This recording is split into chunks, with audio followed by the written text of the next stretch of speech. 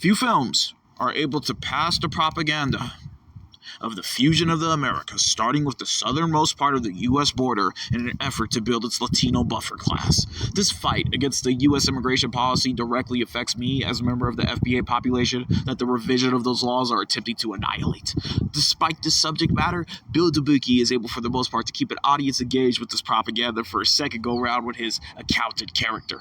Ben Affleck is back as the titular idiot savant. John Bernthal joins him as his brother. For true believers, this means we get Daredevil and the Punisher on the screen for the most part not at odds with each other as they cruise through LA in an attempt to halt a human trafficking operation involving Mexican children.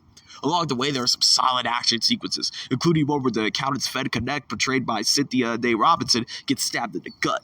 Bernthal portrayed the perfect asshole sibling, and Affleck, reprising his role as accountant turned vigilante Chris, was as endearing and surprising as ever with the amount of violence he could dish out. Hell, I couldn't even be upset when Chris was line dancing with Dominique Domingo doing her best Twin Peaks waitress impression. Usually I could get pretty fired up over miscegenal propaganda like that, but the way Affleck portrays Chris as completely not threatening is what makes this actor and the character that he is playing the legend that they are, which is why the marriage between Affleck and Debicki's script yet again here is a spectacle. This film is essentially selling pity and a false narrative that all illegal Latin immigrants are victims and in need of asylum when they cross the U.S. border, when the reality is that the majority flood my country of origin for the promise of monetary gains.